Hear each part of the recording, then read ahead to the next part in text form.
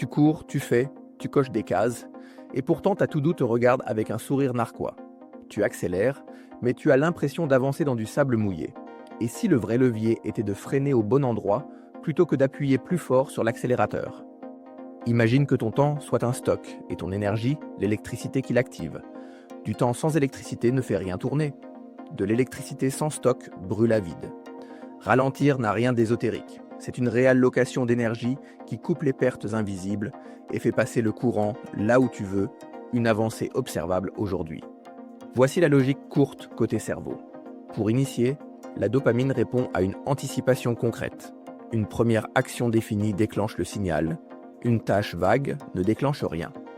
Pour tenir l'alerte, la noradrénaline stabilise un niveau de vigilance utile, ni apathique ni débordé.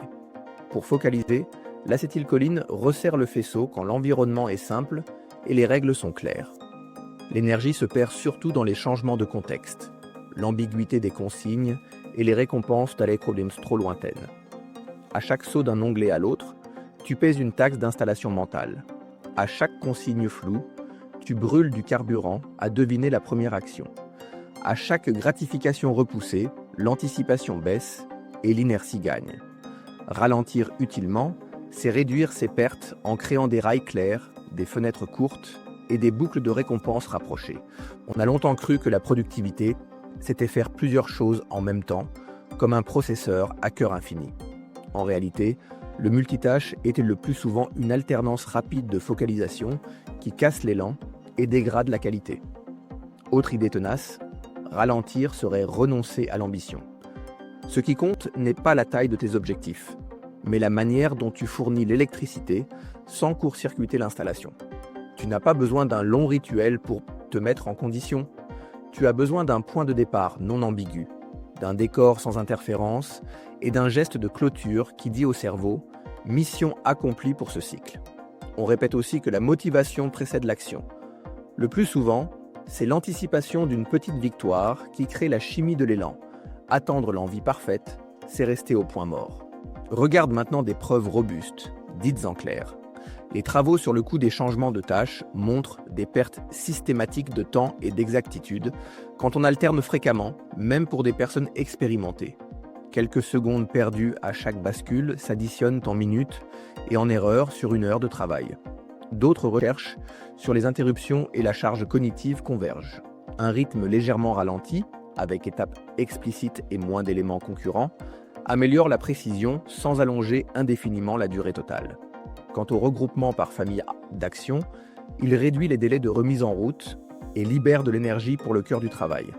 Autrement dit, tu n'avances pas parce que tu fais plus de gestes, mais parce que tu dépenses moins d'électricité à reconstruire le contexte toutes les 5 minutes.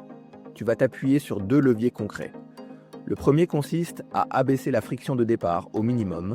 Ne demande pas « réussir la partie 2 », demande « ouvrir exactement le fichier du chapitre 2 » et écrire la phrase d'ouverture.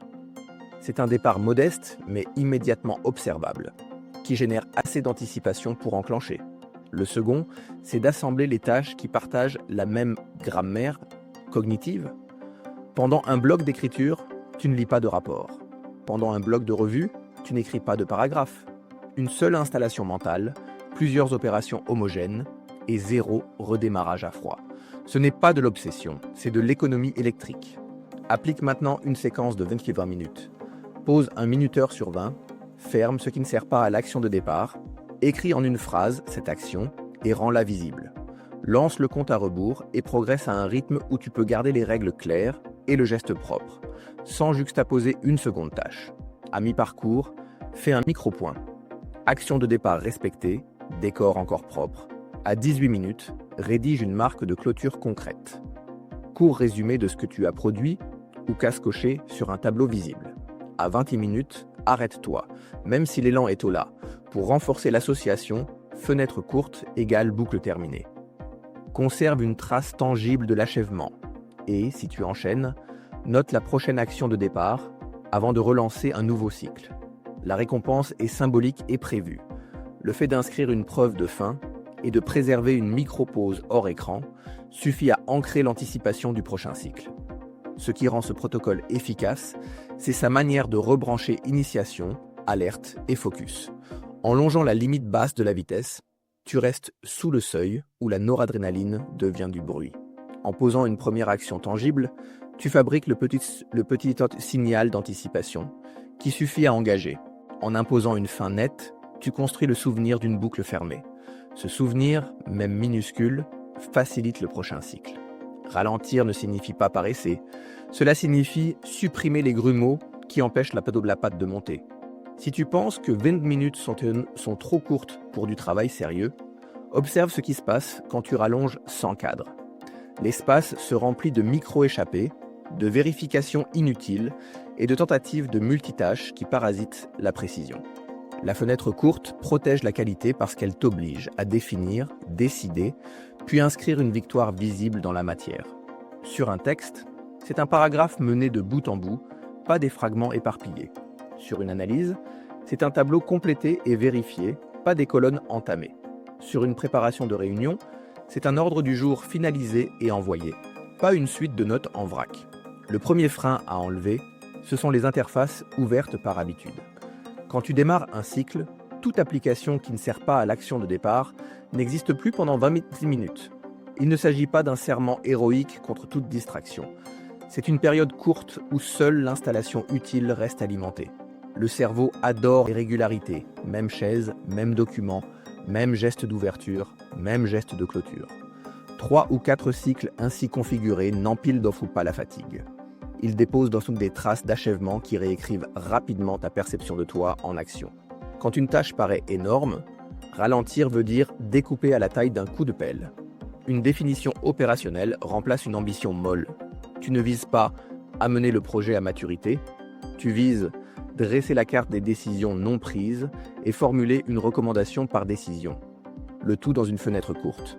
L'ambition ne devient pas plus petite parce qu'elle avance par unité digeste. Elle devient plus probable. Et ce que tu observes, ce n'est pas un sentiment vague de productivité, mais un marqueur visible, un livrable envoyé, un bloc validé, une dépendance levée. La vitesse donne parfois une impression de sérieux, mais la vitesse non canalisée coûte des retours en arrière. On le constate quand on rouvre un fichier bricolé trop vite. Il faut d'abord payer la dette de clarté avant de produire du neuf.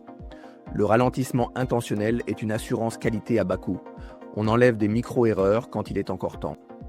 Cette discipline discrète est d'autant plus efficace qu'elle laisse des preuves d'achèvement propres et exploitables. Si tu ne sais pas par où commencer, prends ta tâche importante et écris la toute première action matérielle. Enchaîne un cycle de 20 minutes et traite cette action. Seulement après la clôture visible, décide si tu en fais un second. Observe, ajuste, garde l'échelle courte tant que la qualité progresse. Le jour où la fenêtre te sert, allonge d'un cran, mais jamais au prix de la fin nette et de la preuve d'achèvement. Ce cadre s'applique à des domaines très différents. En création, protège l'élan en réduisant les points de décision pendant la fenêtre. Pas d'édition lourde ni de chasse aux images, reste dans la même grammaire jusqu'à la clôture. En analyse, fixe un périmètre de variables et refuse d'en importer de nouvelles avant la fin. En coordination, rédige et envoie l'élément qui débloque les autres. Pas le message le plus facile. Même électricité, même lentille, direction plus parcimonieuse. Tu remarqueras vite que ce mode te rend moins spectaculaire et plus régulier. C'est une bonne nouvelle. Les projets avancent sur des rails tranquilles, pas grâce à des sprints héroïques isolés. Le lendemain, tu retrouves la piste plus vite parce que tu t'es laissé une marque claire de reprise. Tu ne cherches pas à devenir lent. Tu cherches à devenir lisible pour ton système nerveux. Cette lisibilité, c'est déjà de la réussite. Commence aujourd'hui par un cycle unique de 20 minutes sur ta tâche la plus importante, avec action de départ écrite et preuve d'achèvement visible. Si cette mini-expérience te fait gagner une avancée mesurable, partage-la à quelqu'un que cela peut aider et garde le format apporté pour demain. Ralentir pour mieux réussir commence par un premier trait maîtrisé.